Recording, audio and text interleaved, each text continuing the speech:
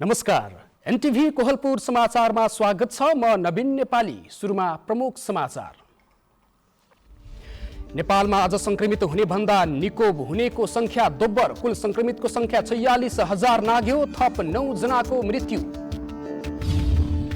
कृषकलाई 7% ब्याज सहुलियत दिने कर्णाली प्रदेश सरकारको निर्णय। अनुदानका सम्पूर्ण कार्यक्रम भने कटौती।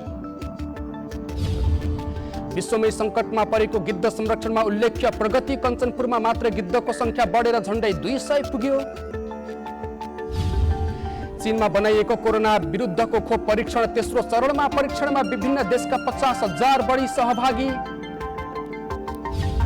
र नेपाली फुटबलको विकास गर्न एन्फा र एफिएफ सहमत। फुटबलको भविष्यका लागि युवा खेलाडीको विकासमा ध्यान केन्द्रित।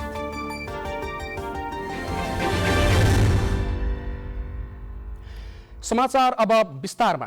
नेपालमा आज थपिने संक्रमितहरू भन्दा दोब्बर बढी निको भएर घर फर्किएका छन्। आज 980 जनामा कोरोना भाइरसको संक्रमण देखिएको छ भने 1814 जना संक्रमण मुक्त भएका छन्। नेपालमा कोरोना संक्रमित हुनेको संख्या 46,257 जना पुगेको छ। यस्तै हालसम्म 28,941 जना निको भएर घर फर्किएका छन्। देशभर थप 9 जना कोरोना संक्रमितको मृत्यु भएको छ। आइतबार नेपालमा 980 जना कोरोनाका नयाँ संक्रमितहरू थपिएका छन्। स्वास्थ्य तथा जनसङ्ख्या मन्त्रालयका प्रवक्ता डाक्टर जागेश्वर गौतमका अनुसार देशका विभिन्न प्रयोगशालामा 10,382 जनामा पीसीआर परीक्षण गर्दा यी व्यक्तिमा कोरोना भाइरसको संक्रमण पोजिटिभ देखिएको हो। यो सँगै नेपालमा हाल कोरोना संक्रमितको कुल संख्या 46,257 रहेको छ। अहिले देशभर 17,027 जना कोरोनाका सक्रिय संक्रमित रहेका छन्। पछिल्लो 24 घण्टामा कोरोना संक्रमणबाट निको हुनेको संख्या 1,814 रहेको छ। यो सँगै हाल नेपालमा डिस्चार्ज हुनेको कुल संख्या 28,941 रहेको छ। नेपालमा कोरोना संक्रमणबाट मुक्त हुने दर 63% रहेको छ। पछिल्लो 24 घण्टामा 9 जनाको मृत्यु भएको छ। यो सँगै देशभर कोरोना संक्रमणबाट मृत्यु हुनेको संख्या 289 पुगेको छ। हाल देशभर संस्थागत आइसोलेसनमा 9,201 रहेका छन् भने होम आइसोलेसनमा 8,826 जना रहेका छन्। प्रदेशगत विवरण अनुसार सुदूरपश्चिम प्रदेशमा पछिल्लो 24 घण्टामा 21 जनामा कोरोना संक्रमण पुष्टि भएको छ। यो सँगै कुल कोरोना संक्रमितको संख्या 6,039 रहेको छ। सुदूरपश्चिम प्रदेशमा हालसम्म निको भई घर फर्किनेको संख्या 5,241 पुगेको छ भने मृत्यु हुनेको हालसम्म 11 जना रहेका छन्। क्वारेन्टाइनमा रहनेको संख्या 8,033 रहेको छ। सुदूरपश्चिम प्रदेशमा संस्थागत आइसोलेसनमा 414 जना रहेका छन्। यस्तै प्रदेश 5 मा पछिल्लो 24 घण्टामा 139 जनामा कोरोना संक्रमण पुष्टि भएको छ। यो सँगै प्रदेश 5 मा कुल कोरोना संक्रमितको संख्या 7,037 पुगेको छ। प्रदेश 5 मा हालसम्म निको भई घर फर्किनेको संख्या 5,369 पुगेको छ भने मृत्यु हुनेको संख्या हालसम्म 40 रहेको छ। सक्रिय संक्रमितको संख्या 1,904 रहेको छ। त्यस्तै कर्णाली प्रदेशमा पनि पछिल्लो 24 घण्टामा 51 जनामा कोरोना संक्रमण पुष्टि भएको छ। यो सँगै कोरोना संक्रमितको कुल संख्या 2,649 रहेको छ। पछिल्लो 24 घण्टामा कर्णाली प्रदेशमा 26 जना निको भई घर फर्किएका छन्। यो सँगै डिस्चार्ज हुनेको संख्या 2,307 पुगेको छ। हालसम्म कर्णाली प्रदेशमा कोरोना संक्रमणबाट मृत्यु हुनेको संख्या 6 रहेको छ। त्यस्तै कर्णाली प्रदेशमा 336 जना सक्रिय संक्रमित रहेका छन्। दुर्गा भट्ट, एनटिभी कोहलपुर। नेपाल प्रहरीका 2,100 भन्दा बढीमा कोरोना संक्रमण देखिएको छ। गत जेठको पहिलो साता एक प्रहरीमा देखिएकोमा गत साउनपछि भने संक्रमण दर भत्तै बढेको प्रहरी प्रधान कार्यालयले जनाएको छ। 2,161 संक्रमित प्रहरी मध्ये 950 जना निको भएर कार्यक्षेत्रमा फर्किसकेको प्रहरी प्रवक्ता कुबेर कडायतले बताउनुभयो। प्रहरी प्रधान कार्यालयमा मात्रै 389 संक्रमित रहेको जनाइएको छ। प्रहरी प्रधान कार्यालयका अनुसार प्रदेश नम्बर 5 मा 198, कर्णाली प्रदेशमा 71 र सुदूरपश्चिम प्रदेशमा 39 जनामा संक्रमण देखिएको छ। प्रहरी वरिष्ठ उपरीक्षक कडायतले संक्रमित मध्ये झण्डै आधा निको भएर काममा फर्किसकेको बताउनुभयो। सबैको अवस्था सामान्य रहेको कडायतको भनाइ रहेको छ। सशस्त्र प्रहरी र नेपाली सेनामा समेत पछिल्लो समयमा कोभिड-19 को संक्रमण बढिरहेको छ। कैलालीमा पछिल्लो समय कोरोनाका नयाँ संक्रमितहरू भेटिने क्रम तीव्र बनेको छ। सरकारले भारतबाट आएकाहरूलाई अनिवार्य क्वारेन्टाइनमा बसाउन निर्देशन दिएपछि स्थानीय तहहरू अहिले फेरि क्वारेन्टाइन निर्माणमा जुटेका छन्। कैलालीमा कोरोनाका संक्रमित भेटिने क्रम तीव्र छ। नयाँ संक्रमित थपिने क्रम पनि जारी छ। सरकारले लागू गर्न निर्देशन दिएको होम क्वारेन्टाइनको अवधारणाले संक्रमण बढेको कतिपयको बुझाइ छ। यही बेला सरकारले सबै स्थानीय तहहरूलाई फेरि क्वारेन्टाइन निर्माण गरेर भारतबाट आएकाहरूलाई राख्न भनेपछि धनगढी उपमहानगरपालिकाले क्वारेन्टाइन निर्माण गरेको छ। धनगढी उपमहानगरपालिकाका प्रवक्ता सन्तोष मुडभरी नाका अहिलेसम्म खुल्लै छ र इन्डियाबाट आउने क्रम पनि जारी नै छ, रोकिएको छैन र अहिले पछिल्लो चरणमा संक्रमण पनि ज्यादै नै फैलिएको पनि हामीले देख्यौँ र कतिपय अवस्थामा के पनि देखियो भने इन्डियाबाट आउने डाइरेक्ट अब होम क्वारेन्टाइन भनेर पठाएको थियौँ हामीले। डाइरेक्ट उहाँहरू घर जानुहुन्थ्यो र एकजनालाई पोजिटिभ देखिने बित्तिकै सबैलाई सरिसकेका हुन्थ्यो। घरको अन्य परिवारहरूलाई पनि संक्रमित भएको देखियो। धनगढी रङ्गशालामा चाहिँ क्वारेन्टाइन स्थापना गर्ने भनेर उहाँहरूलाई पत्र पनि पठायो र उहाँहरूको सहयोगमा त्यहाँ हामीले अहिले क्वारेन्टाइन स्थापना गरेका छौँ। दशैं तिहारका बेला भारतबाट धेरै नेपाली स्वदेश फर्किन सक्ने सम्भावनालाई मध्यनजर गर्दै प्रदेश सरकारले सबै स्थानीय तहहरूलाई क्वारेन्टाइन निर्माणका लागि आग्रह गरेको छ। सुदूरपश्चिम प्रदेश सामाजिक विकास मन्त्रालय स्वास्थ्य महाशाखाका प्रमुख नरेन्द्र कार्कीले केही स्थानीय तहहरूले क्वारेन्टाइन बनाइसकेको र केही बनाउने तयारीमा रहेको बताउनु भएको छ। धनगढीमा पनि अहिले कवडहरूमा चाहिँ क्वारेन्टाइनको व्यवस्था सञ्चालन गरेका छ। अब अहिले चाहिँ 2 जना 3 जना मात्रै आइराख्ने भए हुनाले उहाँहरूलाई चाहिँ सम्बन्धित पालिकासम्म पुग्नको लागि चाहिँ अलिकति अप्ठ्यारो चाहिँ भएको अवस्था चाहिँ छ। यसको लागि अब स्थानीय तह र हाम्रो जिल्ला प्रशासन चाहिँ मिलेर होल्डिङ सेन्टरको पनि अब विकास गर्ने भनेर सीमानाकामा चाहिँ सुरु गर्ने भनेर चाहिँ लागि परेर चाहिँ छ। सुदूरपश्चिम प्रदेशभर 6000 जना कोरोनाका संक्रमित रहेका छन्। भारतबाट आएका व्यक्तिहरूले होम क्वारेन्टाइनमा आफूलाई सुरक्षित भएको महसुस गर्ने गरेको भए पनि उहाँहरू संक्रमित भए परिवार र अन्य सदस्यमा कोरोना सर्ने सम्भावना बढी देखिन्छ। त्यसैले क्वारेन्टाइनको अवधारणा नै सबै स्थानीय तहहरूले लागू गर्नुपर्नेमा सर्वसाधारणहरूको जोड रहेको छ। निर्मला खडायत, एनटिभी कोलपुर, सुदूरपश्चिम प्रदेश, कैलाली। दाङमा जारी लकडाउनलाई केही खुकुलो बनाउँदै लकडाउनको समयमा फेरि हेरफेर गरिएको छ। जिल्ला स्तरीय सिसिएमसीको बैठकले भोलि 22 गते सोमबारदेखि आगामी 28 गतेसम्म प्रत्येक दिन बिहान 6 बजेदेखि दिउँसो 12 बजेसम्म बजार र निजी सवारी साधन सञ्चालन गर्न दिने निर्णय गरेको हो। बैठकले भदौको 28 गतेसम्म लकडाउनलाई केही खुकुलो बनाउँदै सोमबारदेखि लागू हुने गरी दिउँसो 12 बजेसम्म जोर बिजोर नम्बर लागू गरेर निजी सवारी साधन सञ्चालन गर्न दिने निर्णय गरेको प्रमुख जिल्ला अधिकारी गोविन्द प्रसाद रिजालले जानकारी दिनुभयो। सार्वजनिक यातायातका साधनहरू भने चल्न पाउने छैनन्। त्यसैगरी बैठकले बैंक तथा वित्तीय संस्था पनि सीमित कर्मचारीको उपस्थितिमा पर्याप्त स्वास्थ्य सुरक्षा मापदण्ड पालना गर्दै दिउँसो 12 बजेसम्म सञ्चालन गर्न दिने निर्णय गरेको छ। प्रदेश 5 मा कोरोना संक्रमण दर बढ्दै गइरहेका जिल्लाहरू मध्ये रूपन्देही पनि एक हो। जोखिमकै बीचमा प्रशासनले निषेधाज्ञालाई खुकुलो बनाएको छ। यस्तो अवस्थामा रूपन्देहीका नागरिकहरूले कस्तो स्वास्थ्य सावधानी अपनाइरहेका छन् भनेर आज हामीले रूपन्देहीका केही नागरिकहरूलाई सोधेका छौँ। हेरौँ उनीहरूको भनाइ आजको आवाजमा।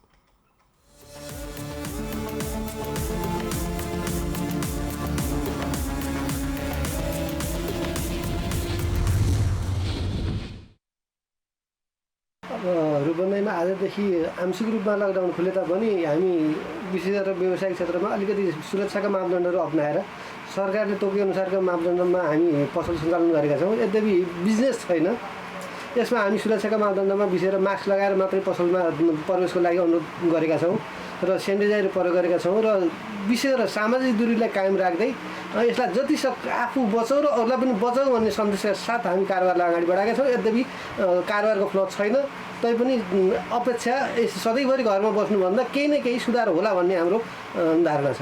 आजबाट लकडाउन खुकुलो भएसँगै हामीले पसल खोलेका छौँ। मान्छेहरू कमै आए तापनि हामीले जो आउनु भएको छ उहाँहरूलाई बाहिरै उभाएर सकेसम्म सुरक्षाका साधनहरू अप्नाइ काम गरिरहेका छौँ।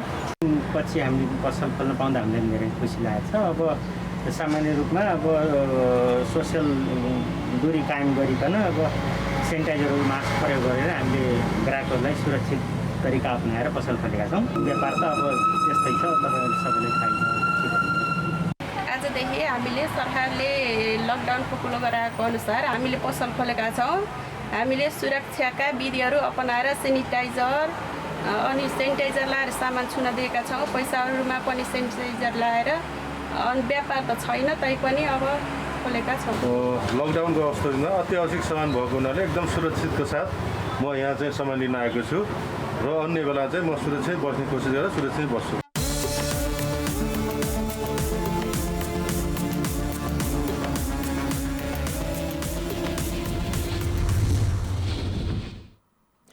समाचारको क्रम जारी नै छ। अहिलेलाई एकैछिनको विश्राम।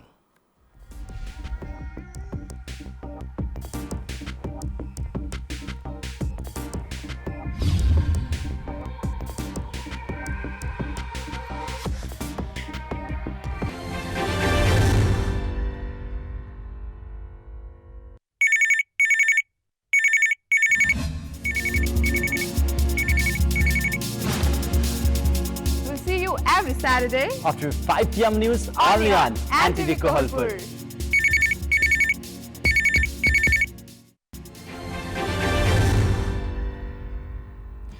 विश्रामपछि समाचारमा पुनः स्वागत छ। अब बाँकी समाचार। कर्णाली प्रदेशका मुख्यमन्त्री महेन्द्र बहादुर शाहीले चालु आर्थिक वर्षदेखि कसैलाई पनि अनुदान नदिइने बताउनु भएको छ। मुख्यमन्त्री शाहीले विगतमा अनुदान लिने तर दान पाए जस्तै कुनै पनि काम नगर्ने परिपाटी कर्णालीमा बसेकाले सबै अनुदानका कार्यक्रम कटौती गरेको बताउनु भयो। भूमि व्यवस्था कृषि तथा सहकारी मन्त्रालयले आयोजना गरेको कृषि ऋणमा ब्याज अनुदान सहुलियत कार्यक्रममा बोल्दै मुख्यमन्त्री शाहीले अनुदान नै नदिने निर्णय गरेको उल्लेख गर्नुभयो। उहाँले बिना धितो सहुलियत ऋण दिने कानुन बनाउन लागेको मुख्यमन्त्रीले बताउनु भएको छ। भूमि व्यवस्था कृषि तथा सहकारी मन्त्री विमला केसीले बढीमा 1 करोड ऋण लिएका 100 जनालाई यो वर्ष ब्याज अनुदान दिने बताउनुभयो।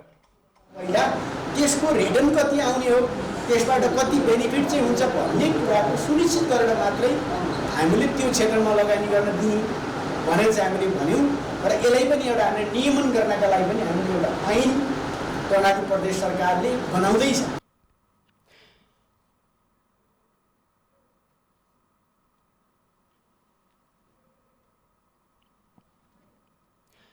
उहाँले त्यसका लागि सबै प्रक्रिया बैंकले नै पुर्याउने बताउनु भएको छ। पुर्खादेखि भैँसी पालन गरे पनि दूध बिक्री गर्न बजार नहुँदा घिउ बनाउनु पर्ने बाध्यता भएका दैलेखको चामुण्डा बिन्द्रासैनी नगरपालिकाका 500 किसानहरूले अहिले घरबाटै गाडीमा दूध बिक्री गर्न सुरु गरेका छन्। दूधबाटै 1 महिनामा 10 लाख रुपैयाँ गाउँ भित्रिने गरेको छ। टाउकोमा घिउको कन्टर बोक्दै खालीखुट्टा नेपालगञ्ज र बर्दियाको राजापुरसम्म पुगेर घिउ बिक्री गर्दै नुन र लत्ता कपडा ल्याउनु भएका दैलेखको चामुण्डा बिन्द्रासैनी नगरपालिका 2 चाल्ने चौताराका 52 वर्षीय भगिराम विक अहिले घरमै दूध लिन गाडी आएपछि निकै खुसी हुनुहुन्छ। राजापुर नेपालगञ्जभन्दा राजापुर तल सत्य पनि गयौँ। अब यति अब खानापिना हाल्ने यात्रै घिउको चौताइ बोकेर नुन ल्याउन भनेर जाने तोक्यौँ। उहाँ पनि पुऱ्यायौँ। फेरि उसको खुट्टामा जुत्ता चप्पल पनि थिएन। यो उहाँको मात्रै बाध्यता होइन, चाल्ने चौताराका 500 घरले बाबुबाजेको पालादेखि दूध बिक्री नभएपछि घिउ बनाउने र बिक्री गर्ने चलन थियो। गराएको अनि गाडीको आवाज सुन्दा हामीलाई नयाँ अनुभव हुन्थ्यो। किनभने त्यस्तो हाम्रो गाउँघरमा गाडी हिँडेको देख्न पाइदिएको भए कस्तो हुन्थ्यो भन्ने लाग्थ्यो। तर अहिले हामीलाई चाहिँ आफ्नो नजिकै हामीले गाडीमा चाहिँ दुध पठाइरहन्छौँ, हामी पनि जान पाउँछौँ। साँझ बिहान दुध बेच्न पाउँदा मासिक पैसा पाउँदा हिजो त त्यो मासिक पैसा पाउने त चान्सै थिएन सर। 1 कन्टर घिउ बनाउन 4 महिना 5 महिना कुर्नु पर्थ्यो। त्यसपछि एक सिजनमा मात्रै वर्षको एकपटक हाट बजार जान पर्थ्यो।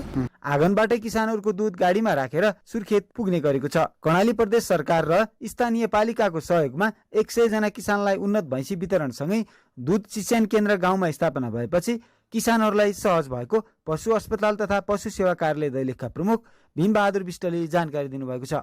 भुक्तानी यो घर बनाउनेमा, जेनेरेटर किन्नेमा, गाडीमा साझेदारी छ, भैँसी किन्नेमा छ र भकाडे सुधारमा छ। रेखाङ्कन गऱ्यौँ। त्यो बाटोमा हिँड्ने कुरा भनेको अबको मेन पात्र भनेको तपाईँ किसान हो। दूधमा भएको बाग्लोपनाका आधारमा किसानले रकम पाउने गर्दछन्। जम्मा भएको दूध स्थानीय सहकारीले गाडीमा राखेर दैनिक सुर्खेत पुर्याउँछ। गत साउन महिनाको 15 गतेदेखि सुरु गरिएको दूध बिक्रीको हिसाब गर्दा 1 महिनामा सुर्खेतबाट दैलेखको दुर्गम गाउँमा 10 लाख रकम भित्रिसकेको सृजन चामुण्डा माई सहकारीका अध्यक्ष भीमबहादुर राउतले जानकारी दिनुभएको छ। 700-800 जति भएपछि हाम्रो शेयर सदस्यहरूसँग मात्रै छ। हामी ढुक्क छौँ त्यो कुरामा। हामीले अहिलेको हेरेर त्यो 10 लाख भन्ने सर, तर त्यति बेला हाम्रो बढ्न पनि सक्छ। किसानले उत्पादन गरेको दुध बिक्रीका लागि सडक प्रभावकारी नभएकोले सडकको व्यवस्थापन गर्न किसानहरूले माग गरेका छन्। गाउँमै दुध उत्पादन गरेर सहजै बिक्री हुन थालेपछि भारत जान छोडेर युवाहरू भैँसी पालनमा जुटेका छन्। विष्णु शर्मा, नेपाल टेलिभिजन, कर्णाली प्रदेश, दैलेख। दाङको नारायणपुरमा पहिलो पटक व्यावसायिक रूपमै मेवा खेती सुरु गरिएको छ। ताइवानबाट प्रति किलो 10 लाख रुपैयाँका दरले रेड लेडी जातको बिउ ल्याएर गरिएको मेवा खेतीले उत्पादन पनि दिन थालेको छ। व्यावसायिक रूपमै पहिलोपटक दाङको नारायणपुरमा मेवा खेती सुरु गरिएको छ। कानुन व्यवसायी र स्थानीय युवाको समूहले संयुक्त रूपमा खेती सुरु गरेका हुन्। प्रति किलो 10 लाख रुपैयाँका दरले ताइवानबाट रेड लेडी जातको बिउलाई जिल्लामै पहिलोपटक मेवा खेती सुरु गरिएको हो। 3 हेक्टर जमिनमा 3000 बिरुवा रोपी मेवा उत्पादन गरिएको छ। जारी बन्दाबन्दीका कारण उत्पादित मेवाले बजार नपाउँदा सामाजिक सञ्जाल फेसबुक, ट्विटरमा प्रचार गरी मेवाको बिक्री भइरहेको छ। उत्पादित मेवा दाङ, बुटोल, नेपालगञ्ज, चितवन, काठमाडौँ लगायतका स्थानमा पुर्याउने काम गरिएको किसान कुलबहादुर डाँगी बताउनुहुन्छ। पेसाले त म अब कानुन व्यवसायी हो, तर पनि अब कृषि प्रधान देश भएको कारणले हामी कृषकहरू भएको कारणले कृषि क्षेत्रमा पनि ध्यान जान्छ, मन लाग्छ। त्यसकारणले अब यो मेवा खेती के भने दाङमा व्यावसायिक रूपमा अब सम्भवतः अलि ठुलो उसमा हामीले नै गरेका हामीलाई जस्तो लाग्छ यो मेवा खेती। अब यसलाई के हो भने कृषिलाई प्रवर्धन गर्ने, आयात जो इन्डियाबाट आउँछ त्यसलाई प्रतिस्थापन गर्ने गरी देशमै उत्पादन होस्, त्यसकारणले यसलाई पनि अब मार्केटसम्म पुर्याउने उद्देश्यले हामीले अब यसलाई के अरे यसको खेती गरेका छौँ। करिब 25 लाख खर्च गरी गरिएको मेवा खेतीमा अहिले दैनिक 8 देखि 10 जनाले रोजगार समेत पाएका छन्। सरकारले कृषि व्यवसायलाई पहिलो प्राथमिकता दिई लगानी गर्ने भएका कारण आत्मनिर्भर बन्न र आय आर्जनको स्रोत बनाउन यो खेती गरेको अर्का किसान तुलसीराम केसीको भनाइ छ। अब नेपाल सरकारले पनि यो कृषिलाई बढी प्राथमिकता, अब यसलाई चाहिँ मुख्य आधार बनाएकोले र हामी पनि आफै पनि आत्मनिर्भर हुन्छौँ भन्ने उसले हाम्रो अब दैनिकी आम्दानीको स्रोत पनि चाहिँ हुने राम्रै हुने भावनाले र हामीले यो पेसालाई चाहिँ अँगालेका छौँ। जिल्लामै मेवा उत्पादन हुन थालेपछि भारत लगायतका देशबाट आयात हुने मेवा बन्द भएको छ। सस्तो मूल्यमै गाउँघरमै मेवा पाइन थालेपछि सर्वसाधारण पनि खुसी छन्। जनक नेपाली, एनटिभी, कोहलपुर, प्रदेश नम्बर 5, दाङ। रोल्पा जिल्लाको सुनसहारी गाउँपालिका 1 फुलीवनमा खानेपानीको समस्या बढ्दै गएको छ। पहिरोले खानेपानीको पाइप बगाएपछि फुलीवनमा खानेपानीको चरम समस्या भएको हो। पहिरोबाट विस्थापितहरूलाई राखिएको एकीकृत बस्तीमा पुग्न बनाइएको नयाँ मोटर बाटोका कारण पहिरो जाँदा खानेपानीको पाइपमा क्षति पुगेको छ। खानेपानी नआएपछि अहिले फुलीवनका स्थानीयले खोलाको पानी पिउन बाध्य भएका छन्। गत भदौ 5 गते गएको पहिरोले खानेपानीको पाइप बगाएपछि फुलीवनका करिब 30 घरधुरीले फोहोर पानी प्रयोग गर्न बाध्य भएको स्थानीय मोतीराम विकले बताउनुभयो। समाचारको क्रम जारी नै छ, एकैछिनको विश्राम।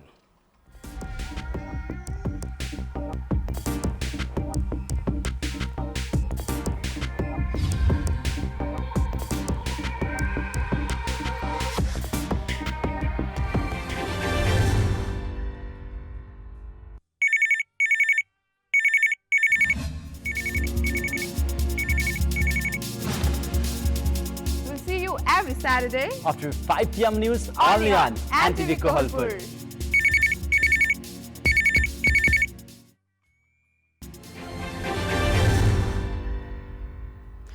तपाईं एनटिभी कोहलपुर हेर्दै हुनुहुन्छ। अब बाँकी समाचार। विश्वमै सङ्कटापन्न अवस्थामा रहेका गिद्धको संरक्षणका लागि विविध कार्यक्रम गरिएपछि कञ्चनपुरमा गिद्धको सङ्ख्या वृद्धि भएको छ। 20 वर्ष अघि कञ्चनपुरमा 30 देखि 40 को सङ्ख्यामा रहेका गिद्धको सङ्ख्या बढेर अहिले 200 को हाराहारीमा पुगेको छ। जिल्लामा पशुको उपचारमा प्रयोग हुने डाइक्लोफेनेक औषधिको प्रयोगमा प्रतिबन्ध लगाएपछि गिद्धको सङ्ख्या बिस्तारै बढ्न थालेको शुक्लाफाँटा राष्ट्रिय निकुञ्जका प्रमुख संरक्षण अधिकृत लक्ष्मण पौडेलले बताउनुभयो। डाइक्लोफेनेक प्रयोग गरेका पशुको मृत्युपछि गिद्धले सिनो खाँदा मुटु, मृगौला लगायतमा असर पुग्न गई गिद्धको मृत्यु हुने गरेको थियो। गिद्धले गुण लगाउने र बस्न रुचाउने अग्ला सिम लगायतका रुखहरू मासिने र काटिने क्रम समेत कमी आएपछि गिद्ध जोगिएका हुन्। वासस्थान सुरक्षासँगै गिद्ध जोगाउन बचाउनका लागि निकुञ्ज आसपासका क्षेत्रमा सचेतना कार्यक्रमहरू गरिएको छ। नेपालमा पाइने 9 प्रकारका गिद्धहरूमध्ये कञ्चनपुरमा 7 प्रकारका गिद्ध पाइने गरेका छन्। जिल्ला प्रहरी कार्यालय बझाङले आधुनिक प्रविधि मैत्री भवनबाट सेवा प्रवाह सुरु गरेको छ। यस अघिको ढुङ्गाको छानो भएको कच्ची भवन विस्थापन गर्दै सरकारको करिब 7 करोडको लागतमा कार्यालय भवन, थुनुवा घर र आवास लगायत 4वटा भवन निर्माण कार्य सम्पन्न भएको हो। कार्यालय परिसरमा खेल मैदान र प्रवेशद्वार समेत निर्माण भएको छ। नयाँ भवन निर्माणपछि सेवा प्रवाहमा सहजता आएको प्रहरी नायब उपरीक्षक गणेश बहादुर बमले बताउनुभयो। अब अन्तर्राष्ट्रिय समाचार। चीनमा बनाइएको कोरोना भाइरस विरुद्धको खोप अहिले तेस्रो चरणमा परीक्षण भइरहेको छ। अधिकारीहरूले दिएको जानकारी अनुसार चिनिया उक्त खोप झन्डै 50,000 मानिसमा परीक्षण भइरहेको हो। उक्त खोपलाई चीनको राष्ट्रिय बायोटेक समूह नामक कम्पनीले विकास गरेको हो। कम्पनीद्वारा एक विज्ञप्ति जारी गर्दै कोभिड-19 विरुद्धको उक्त खोप Bahrain, UAE, Morocco, Peru, Argentina लगायतका देशहरूमा परीक्षण भइरहेको जानकारी गराइएको छ। चीनमा यसबाहेक अर्को खोप पनि विकास गरिएको छ। सो खोप सिनोभाक कम्पनीले विकास गरेको हो। यसको पनि तेस्रो चरणको परीक्षण भइरहेको चिनिया स्वास्थ्य अधिकारीहरूले बताएका छन्।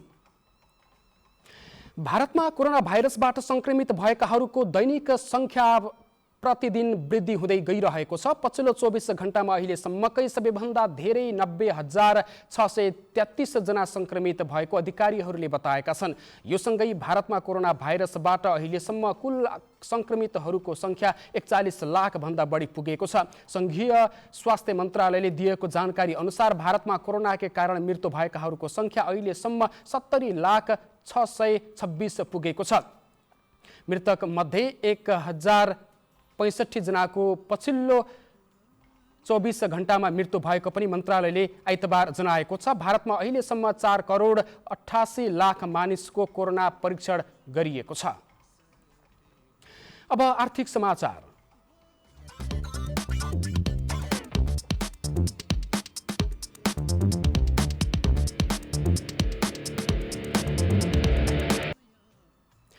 सुनको मूल्य आइतबार पनि ओह्रालो लागेको छ। नेपाल सुनचाँदी व्यवसाय महासंघका अनुसार साताको पहिलो दिन सुनको मूल्य तोलामा 300 रुपैयाँ घटेको हो। आइतबार छापावाल सुनको मूल्य प्रति तोला 96,100 र तेजाबी सुनको मूल्य प्रति तोला 95,600 रुपैयाँमा कारोबार भइरहेको छ। महामारीको जोखिमपूर्ण अवस्थामा विभिन्न क्षेत्रहरू प्रभावित भएका छन्। अघिल्लो वर्षहरूको तुलनामा यो वर्ष कोरोनाको कहरले गर्दा व्यापार व्यवसायमा पनि त्यति चहल पहल देखिएको छैन। चाडपर्वको समयमा घुइँचो लाग्ने सुनचाँदी पसल अहिले ठप्प छ। त्यस्तै लकडाउनको समयमा सुनचाँदीको मूल्य वृद्धिका कारण अहिले बजारमा ग्राहकको आकर्षण पनि छैन। सुन किन्न आउने भन्दा बेच्न आउने ग्राहकहरू धेरै रहेको सुनचाँदी व्यवसायीको भनाइ छ। पहिला दिनमा 4-5 जना कस्टमर आइहाल्थ्यो। 6 महिना त समथिङ लगभग भइसक्यो लकडाउनको। यता 15-20 दिनदेखि जुन लकडाउन खुल्यो त 15 आइरहेको थियौँ 5-6 जना। अहिले त 1-2 जना पनि आउन गाह्रो छ। किन्ने थोरै आउँछन्, बेच्ने बढी आइरहेका छन्। सरकारले करिब 4 महिनाको लकडाउन पश्चात अहिले लकडाउन खुकुलो गरेको अवस्था छ। तर पनि सुनचाँदी व्यवसायमा सुधार आउन सकेको छैन। सुनको मूल्यपछि सुनको माग शून्य जस्तै भएको छ। सिजनको समयमा पनि सुनको कारोबार बन्द रहेको सुनचाँदी व्यवसायी बताउँछन्। लकडाउनले त सबैतिर ठप्पै बनाएको थाहा नै छ। अहिले सुनचाँदीलाई झन् लकडाउनले गर्दा आफत बनाएको छ। किन रेटले पनि धेरै माथि पुग्यो। लकडाउनले गर्दा बजार पनि बन्द छ, सबैतिर बन्द छ। कारोबार मान्छे बाहिरबाट आएको पनि छैन, कसैको आशोच पनि छैन। त्यही भएर कारोबार त केही पनि छैन। उही खोल्ने बस्ने काम मात्रै भएको छ। सुरक्षाको लागि चाहिँ हामीले त्यही सेनिटाइजर, मास्कहरू लगाएर दूरी कायम गरेर यसरी बसेका छौँ। एकातिर कोरोना भाइरसको महामारी र अर्कोतर्फ वैदेशिक विनिमय दरले नेपाली बजारमा पारेको प्रभावका कारण पहेँलो धातु सुनको मूल्य छोइ नसक्नु छ। सुनचाँदी व्यवसायीहरू अहिले शून्य कारोबारमै चित्त बुझाउन बाध्य छन्। क्यामेरामा विपिन श्रीवास्तवको साथ अन्जु चौधरी, एनटिभी कोहलपुर। अब खेलकुद समाचार।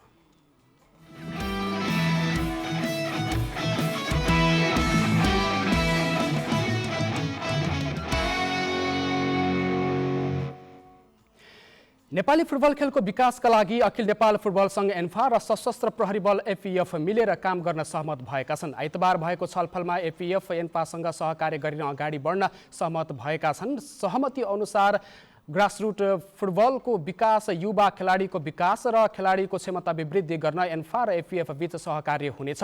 छलफलमा एन्फाका अध्यक्ष कर्मा छिरिङ शेर्पाले नेपाली फुटबलको उत्तम भविष्यका लागि युवा खेलाडीको विकासमा ध्यान केन्द्रित गरिरहेको बताउनुभयो। एफिएफका महानिरीक्षक शैलेन्द्र खनालले एन्फाले मुलुकमा फुटबलको विकासका लागि प्रस्तुत गरेको योजनाप्रति सकारात्मक रहेको धारणा व्यक्त गर्नुभयो।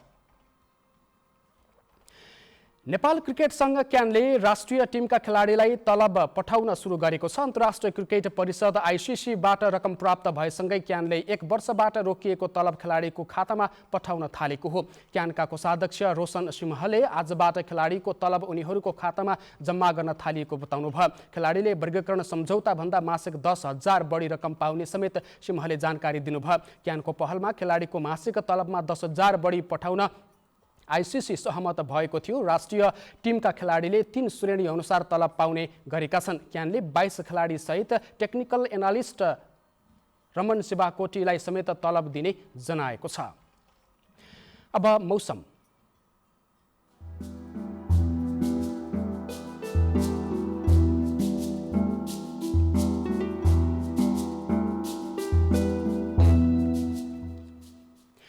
नेपालभन्दा दक्षिणतर्फ रहेको मनसुन न्यून चापिय रेखाका कारण मौसममा सामान्यतया बदलिरहे केही स्थानहरूमा मेघगर्जन र चट्याङसहित हल्कादेखि मध्यम वर्षा भएको मौसम पूर्वानुमान महाशाखाले जनाएको छ। आगामी 24 घण्टामा देशका पूर्वी भाग सहित सुदूरपश्चिम प्रदेशका 1 र 2 स्थानहरूमा भारी वर्षाको समेत सम्भावना रहेको महाशाखाको अनुमान रहेको छ। आज दिउँसो देशका पूर्वी भेगमा मेघगर्जन र चट्याङ सहित हल्कादेखि मध्यम वर्षा भयो भने आज राति देशका मध्य तथा पूर्वी भेगका केही स्थानहरूमा भारी वर्षाको सम्भावना रहेको महाशाखाको अनुमान छ। अब मौसम सम्बन्धी थप विवरण।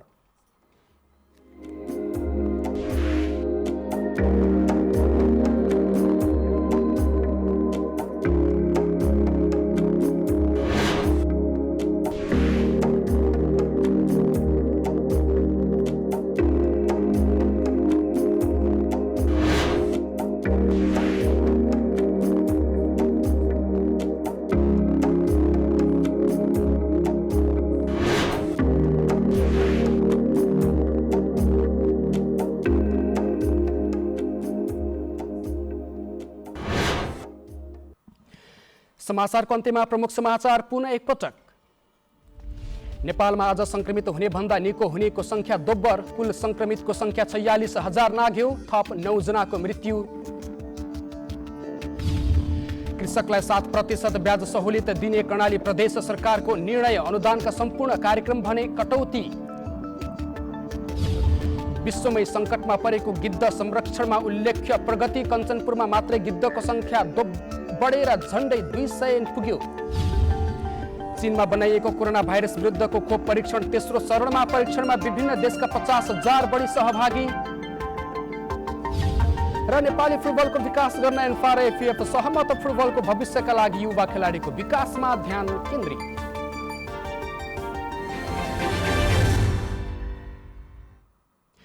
हवस् त अहिलेलाई समाचारको सिलसिला यति नै। बिदा दिनुहोस्। नमस्कार।